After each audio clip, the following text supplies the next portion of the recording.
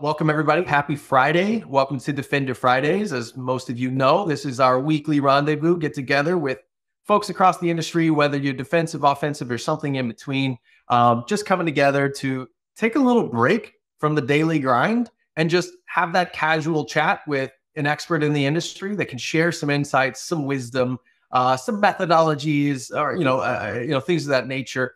And we've got a fantastic guest on today. So Corey is joining us. Corey, sorry, remind me, you're chief product at GreyNoise. Chief product officer at GreyNoise. That is correct. Thanks for having me, Eric. Fantastic. And as most folks know on this call, they've heard me a time or two pitching my love for GreyNoise, because again, one of the things I think I love most about GreyNoise is they're taking that very sort of industry friendly approach of saying, look, we've got this phenomenal platform that can be used by everyone from your smallest shop to your biggest enterprise, and we want to make sure that everybody gets to play. And so what I love so much about the approach that GreyNoise has taken is pretty much anybody can go in and use the data that GreyNoise collects, and can even use it in some powerful ways, like creating dynamic lists of IPs and things like that can be fed right into a firewall, for alerting or blocking or what have you. And you don't have to pay a dime to do that. And I just thought that was so cool that they would make that available, knowing that like the bigger consumers, the larger enterprises are going to happily pay for, wider and deeper access to those insights. But anyway, I'm just a big fan of companies that sort of take that freemium approach, right? Thinks Canary is another one that comes to mind. Even Lima Charlie, we do the same thing with our free tier. And so kudos, Corey, to you and the team for continuing to sort of stand by that. And that's why I was really excited to bring you onto the show today. But I know you have a really exciting topic lined up for us, Corey. I think it's basically discussing the difference between what active exploitation and, sort of like operationalizing the threat intel. But can you put a finer point on that? I can. And thanks again for having me. And just for the purpose of reiteration, I joined GreyNoise about 3 months ago. Andrew gets all the credit, and it's one of the reasons I came. I love the philosophy that GreyNoise has about giving back to the Defender community and making sure we're just empowering everybody. And so that was one of the reasons I joined. I have a long background at vulnerability management companies, places like Qualys and Tenable, and anybody who remembers Encircle from way back when.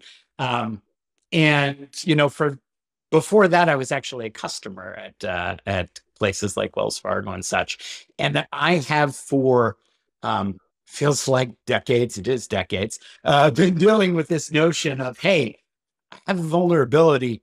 How big a deal is it, right? I remember way back in the day debating if 0 days were even a thing or not, but I think we all agree they are at this point. And so there's this notion of there are vulnerabilities that can be exploited, and there's a lot of tools that are really good at telling you what can happen.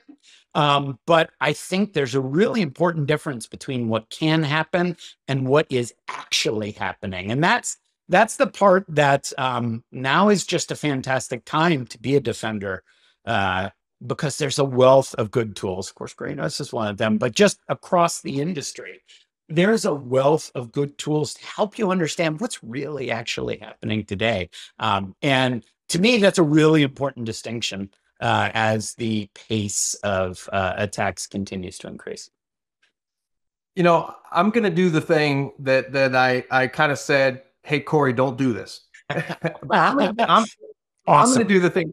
I'm going to do the thing for you, because it would be an injustice not to call out the fact that like GreyNoise is uniquely good at this paradigm, because GreyNoise is basically the ears on the internet, right? You've got, sensors all across the internet. So like, who better to basically be able to tell the story of, okay, yeah, there's this, critical exploitable vulnerabilities everybody's talking about on Twitter, but like we've got sensors all across the internet saying nobody is yeeting exploits at this thing yet, right? And so like I think that matters, right? Like, because if we treat every critical vuln with the same priority, well, I mean, if you'd quickly have too many fires burning and not enough firemen to go put it out, right? So So I do think that that's a useful insight. And I think that GreyNoise is in kind of a uniquely awesome position to be the ones to say, here's what's actually happening versus here's, the potential, right?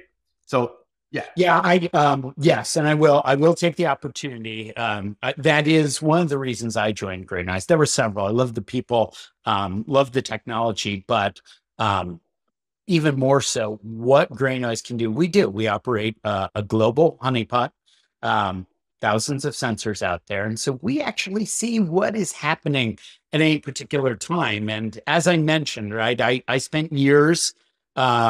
Building vulnerability management products or using them. And it was always the same problem of, oh man, I've got like 5,000 things that all say they're critical that I probably should do. Patching as much as I want it to just go like that. It takes a long time. You always have to prioritize. And so this ability to actually say, hey, here is what's happening right now. We have some really strong partners. There are great products out there. What Tony's doing over at VulnCheck with helping understand what exploits are out there, or what Census is doing with helping you understand of all these vulns that are being slung around the internet. What's the stuff that's relevant to the infrastructure you have, and maybe you don't even know you have. But we're uniquely positioned to see exactly what is happening. And we make that available in our community offering. We, of course, do a paid offering too, but what I'm proud of is that that's information that anybody can use. They can go out, they can use our visualizer, that's GreyNoise, and you can see what we've tagged as things that are actively happening, look up IPs of attackers, and we just make all that available because I think it's really important to know to help you understand, here is the stuff I really need to tackle at this hour, let alone today or this month. Super cool. Yeah. And that I think is something worth pitching, if you will. And speaking of pitches, I'm about to lose some credibility here because I'm sitting here and I'm sipping on my tea. This is the same tea cup I use pretty much 4 days out of the week because I just like it. It's tall. It's better than most of my other cups. And then I turned it around like, oh no, this is going to look like the most sponsored Defender Fridays that's ever happened. And okay. You just brought a smile to Jordan's face. Okay. Yeah. Yeah. So, I really like this mug. But no, like the thing that I think is so worth pitching, and I want to make sure that nobody that attends today leaves this call without knowing this, that like you don't have to spend a dime to use some of the insights that GreyNoise provides. And like to his point, he was talking about like, hey, you can pivot on an attacker's IP address or what have you, but you can also pivot on a CVE. Right. And you can basically start to visualize data points around a particular CVE. Like I had one queued up in my browser history here, but like you can just basically see, okay, based on this CVE, what is the activity GreyNoise is observing? And even cooler than that, you can build a dynamic list of IP addresses that are observed in say, exploiting the CVE, and then pump that right into your Palo Altos, or your FortiGates, or your whatevers. And I just think this is too cool. It's too cool not to talk about because it's the same reason that you hear me talk about Think's Canary so much, because like they're free Canary tokens. I'm like, they're too good not to use them. The price is right. And if you fall in love with it, then sure, you should consider what their enterprise offering looks like. But like, for something like this, like the bar is so low, everybody should be using this some way, some shape.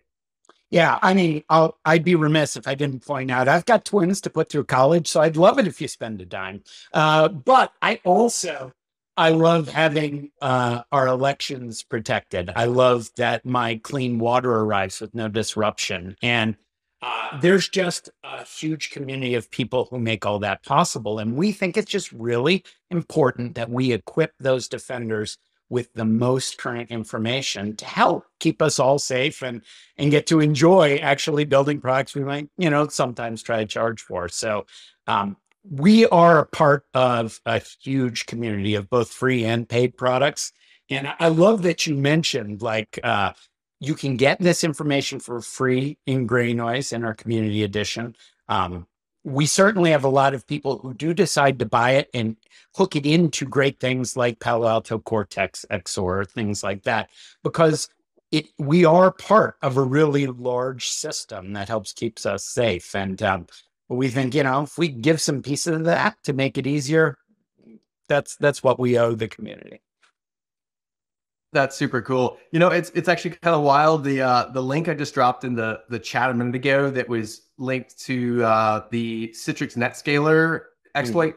This is a CVE from 2019, and I was curious because it was trending on the GreyNoise visualizer. So I'm like, why is it 2019 vulnerability trending on the visualizer? But as soon as I clicked in and visualized it, I understood immediately why it was trending, because it went from basically, relatively no activity to, as of September 9th, 10th, suddenly skyrocketing in activity, which is super interesting, right? Like, okay, wow. So basically what, 5-year-old vuln that maybe it was a lower priority for me because of its age could suddenly become a higher priority because somebody's picked it back up. Somebody's running with it again for some reason, right? I don't know. That's kind of interesting. It is interesting. And it's on top of that, what I've been most impressed by, and, in much of my career, because I've been on kind of the vuln management side, right? It's always the same cycle of run a scan, get a report, give it to people who don't really want it, but hope to affect some change. And more sophisticated organizations have this measurement of how quickly they remediate, or at least mitigate the issue. But even that's usually measured in days, weeks. And one of the things that got me super excited about GreyNoise was that our fidelity is actually down to the hour. We're actually in the midst of doing some things to make it even closer. But that thing that maybe has been around since 2018, it might be really trending today, and then next week, there may not be activity on it anymore. And again, ideally, you want to have all this stuff protected long before anybody's looking at it. But if you are constantly juggling, it's nice to know when there's a ball you got to catch and when there's one that's not going to come down for a while. I saw Aaron, by the way, put in chat a great point. We're a free offering. There are a lot of really solid kind of deception and honeynet tools out there. They don't get a lot of usage.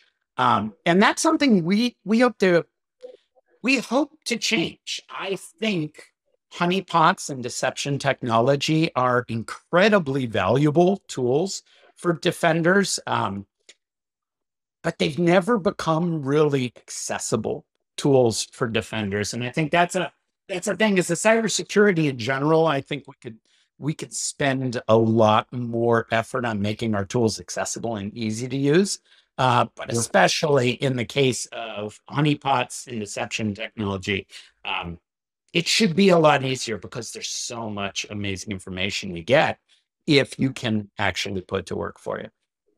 100%. So, Corey, I actually want to bring it back to the kind of core topic that you proposed, because I still have some curiosities. So you were bringing forward the topic of discussing basically the difference between in the wild versus active exploitation. How do you summarize each of those and kind of the differences between them? Yeah, so in the wild, especially in more traditional measures, you look at something like if you're trying to use CVSS, either base or temporal vectors, or if you're using something newer like EPSS, the exploit prediction scoring system, they kind of, for lack of a better term, they're kind of one-way doors in that something is maybe announced and there's no code, there's no proof of concept. And then once proof of concept is introduced or it's seen somewhere in a rootkit or something, from then to forever, it will be in the wild. And that's right. It is in the wild, but that's going to be a never shrinking set of things. And it runs afoul of that notion of what's really important for me to work on right now. So actively being exploited in the wild is a different concept. It takes into account what's happening today. Is there a campaign going on? Is there a targeted push against a particular vertical or a particular vendor? And we've seen that this year, right? We've seen older vulnerabilities all of a sudden come back, or really targeted pushes against very specific infrastructure that came and went. And so if you are a defender who you know, does have to make choices about what I work on and what I just don't have the staff or the time to work on, then um, understanding what it's like today, not that, yeah, there was an exploit was published 3 years ago, so it's in the wild, but actually that there are 50 different IPs constantly testing this. And we can, get a block list and just block them, or just ignore it because they're only showing reconnaissance. This is really helpful information to help you make those decisions. And that's, to me, the fundamental difference. One is fresh data. The other represents, at some point, at some time, it was out there. Yeah, that makes sense, Corey. Now, my understanding of GreyNoise, while I think you guys provide phenomenal coverage of the type of activity that involves IPs talking to other IPs, right? Like if I'm spraying some shell code at some vulnerable WordPress server, like you can pick that up with your honeypots, with your sensors. But there's another delivery mechanism for an exploit, right? And it could just be literally within malware itself, right? Like maybe this particular exploit is let's call it a buffer overflow in Adobe Reader, and that requires a payload that requires being dropped and clicked on by a user for that exploit to unfold and unpack. Right? That's if I'm not mistaken, that's stuff that GreyNoise isn't going to have visibility over. So, yes and no. It's a great observation. So we, of course, because of the nature of a global honeypot, we're really heavily focused on the things that are going to happen on your edge, right? Stuff that's going to be slung across the internet. There is a whole realm of stuff that's happening inside, and is happening with things like, phishing via email and such that we're interested in. And, someday we may think about, but that's not really where we think we provide something unique right now. That's where a lot of those other great partners come in. Yeah. Right. Like there's no tool to rule them all. Right. There is, but the thing I was going to point out is on that outside, however, one of the things that I'm excited about that we're doing, and there are some other tools that are trying to approximate this, but I think some of the stuff we're doing is really interesting, is we are enhancing the capabilities of our honeypots to actually let us start collecting some of that data, some of those artifacts, the binaries, even down to the actual packets of what's happening. Those things are more skewed to our paid offering, or really to our crack research team that is looking at what's happening and really trying to deconstruct what the attacks are, sometimes even things that haven't been seen out in the wild yet. But we're excited to see what we can do with that internally. And then that's something we will explore if there are ways we can share that with the community too. Because you're right, it's really important to see all those gory details about what's happening. Especially as, in my opinion, the days of the edge kind of being the attack vector, I think are slowly kind of tuning down a little bit. And again, opinion, but I say that only because, right, it's becoming more well known, right? That okay, so back in the 90s, early 2000s, like the edge was the Wild West, and there were vulnerable systems and servers and everything all over the place. And Shodan will tell you that that's still true today. Yeah. But I would wager that footprint is shrinking because it's now kind of one of the like basic hygiene things that most orgs kind of understand. They're not always getting it right, but they're starting to kind of understand that, hey, we gotta really be careful about what we stick on the edge. And as we move to cloud workloads and things like that, it makes things like proxies and load balancers easier, more accessible. And so I'm just tossing out there, okay, the problem is not gone. It's definitely not gone. I just think, do you think it might be shrinking a little bit? So I would have. If you had asked me that, say, a year ago, I probably would have said, yeah, I do think that while things that are on the edge are important, it's well understood. And we've for a very long time have come to recognize that perimeter is not where all the action is at. It's why things like zero trust and stuff become so popular. But 2024 especially has been an interesting year for edge devices, right? Palo Alto, Citrix, Cisco ASAs, the Avanti Pulse. And 40. yeah, and so I think maybe the way to think about it is that the size of the pie of attacks continues to expand. Um, the slice of what is just that edge is a small slice of that pie, but it's getting bigger too, the way the whole pie is. That's probably the way I'm thinking about these days. I'd be really interested in what your audience thinks about that. Yeah. I mean, but you make a compelling argument there.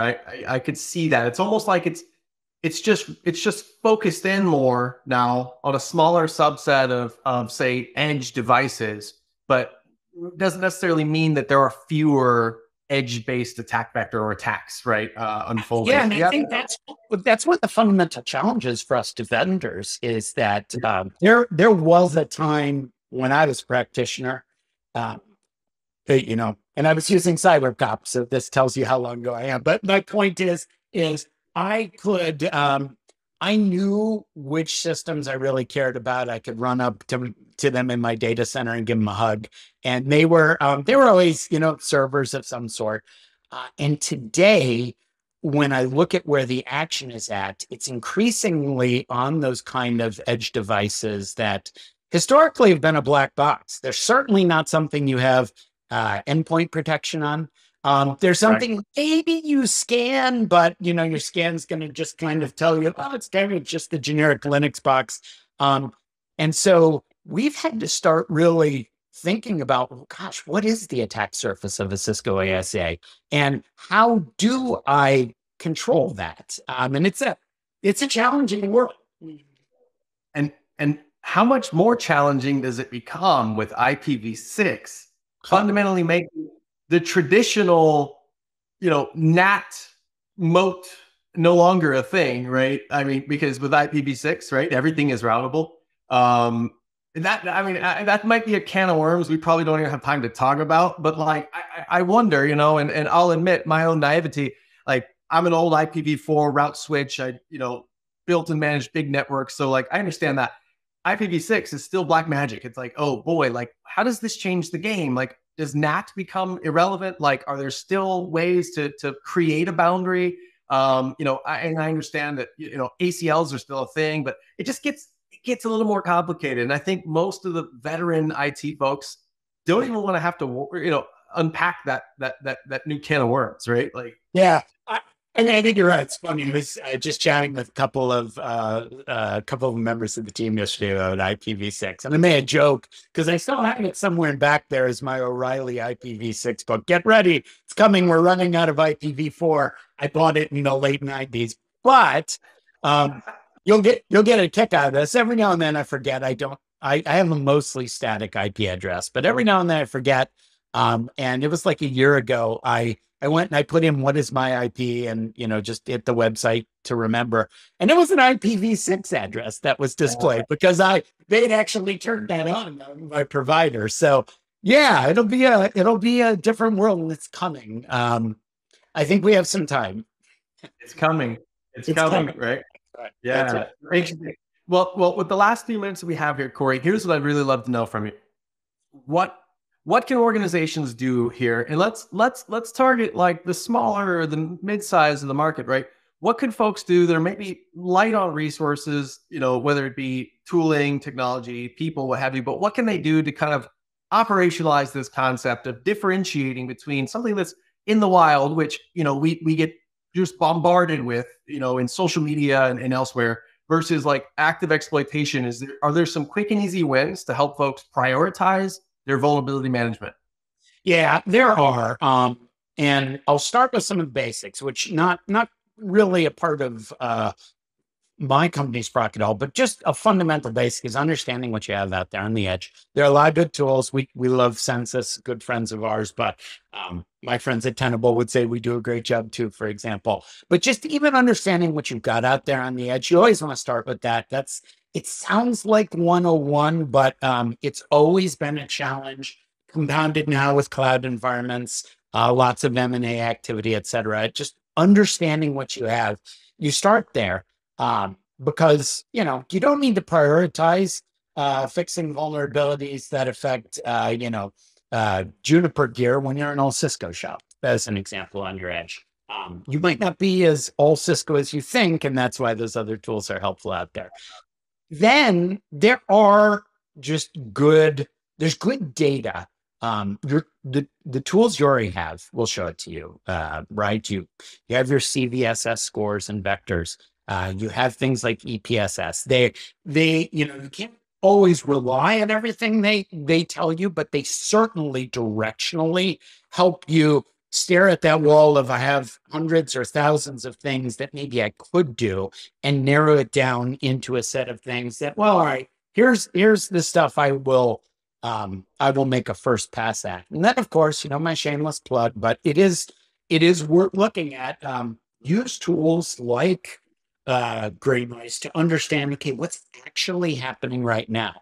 You can do the same thing if you're a glutton for punishment by looking through your edge device logs and things like that. But I think it's a lot easier to actually just take a look at what's really trending, what's happening, and use that to inform your process. And then you'll have a set of things, try to just tackle them and tackle them thoroughly. This is all kind of generic good advice, but as old a concept as basic vulnerability management and edge defense is, there's still a lot of opportunity for us to just get better at the basics. And that basic, knowing what you have, knowing what's actually happening, and not getting distracted by having a ton, and really zeroing in on what you can do to make things better. It's just great advice. At least it served me well for the last 25 years. And I think it has a shelf life of a few more years. Got it. So for folks that might have already adopted some sort of risk framework, where they're kind of comparing likelihood and impact, it sounds like whether or not it's in the wild versus actively exploited directly informs that likelihood, right? I think that's right. Because if it's not being seen, being actively exploited, we can assume the likelihood that we're going to be impacted by it is probably pretty low, but that could change in a moment. That could change in a day, right? It can change in an hour. That's right. If it's being actively exploited, you better be doing something right now. If it isn't, but it's in the wild, you may have time. It may not be much time. It may be a lot of time. But when you are overwhelmed with things to do, even that little bit of guidance can be really helpful. I dig it. That's super insightful stuff, Corey. Where's a good place for folks to connect with you if they'd like to stay in touch? We are, you can always find me out on LinkedIn. Sorry, it's a social I always use, or Corey at GreyNoise.io. I'm happy for anybody to reach out. Always love hearing from the community. Outstanding, sir. Well, any last thoughts or any questions from the audience? We've got another minute or two here. I did. I saw a bunch of fun comments about Wi-Fi and access points. I'll tell this story because when this is almost 30 years ago now, I was at Wells Fargo, and for those who remember, I had a pocket PC with a PCMCIA Wi-Fi card with a Pringles can attached. Used to walk around to try to find those unauthorized Wi-Fi's, and I always thought, well, this is a hack. We're going to get this under control, and yet here we are, 2024, talking about Wi-Fi and knowing your access points. So it's great for my job security.